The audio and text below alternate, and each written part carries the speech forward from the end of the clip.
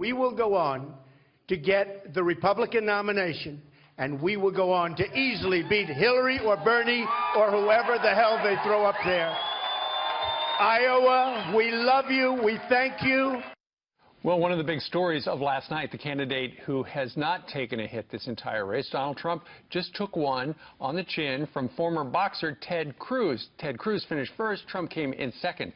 How did he lose his lead in Iowa, which he had going right into the end with, according to all the polls? Well, let's ask 2012 Republican presidential candidate and Fox News contributor Herman Cain. Good morning. Thanks for being with us. My pleasure. Thanks for being here. So is this the result of not having as good of a ground game as Senator Cruz, or Donald Trump not showing up to the debate, or what was it? I think the debate, not showing up for the debate, may have cost him a point, but the biggest thing was not having an effective ground game. I think that the Trump campaign underestimated the importance of having an effective group on the ground, having people that were going to go and speak for you at these caucuses. I think that hurt him. Will we have more of a dedicated campaigner coming up in New Hampshire and down the line from Donald Trump? Probably, because if they made observations about what happened, I think the ground game was the biggest thing that caused him to come in second. Well, you know, Donald Trump has run an unconventional campaign, to say the least, and so it just would make sense. You look at the numbers, and, you know, Herman, the polls got it wrong. Real Clear Politics had Trump winning by 5. The Des Moines Register, which was the gold standard, had him by 5.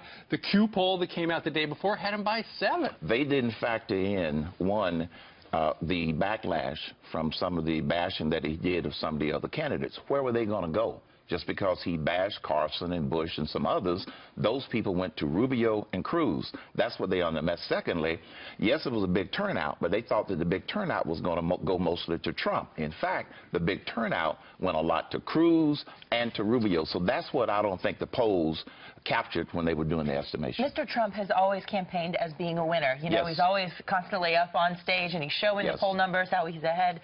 This is the first real loss that we've seen him take. How will that affect him? Well, I think that he still has good strength going into New Hampshire. That's not a problem. But I think one of the differences that you saw between Trump and Cruz and Rubio was their statesman-likeness. And I think that that is something that has been missing, and it probably is starting to catch up with him a little bit in terms of how he comes across and does he sound statesman-like.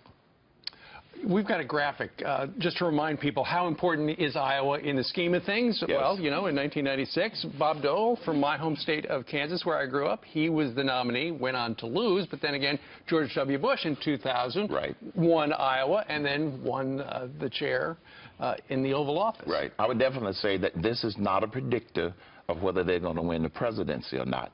Peter Johnson Jr. gave an amazing stat the other day when he said that if you go back to 1976, if you look at the Democratic race, only twice did the Iowa winner not win the presidency. For Republicans, only twice did Republicans win the presidency. So this is not a predictor. I call it a great pulse, and it is a pulse.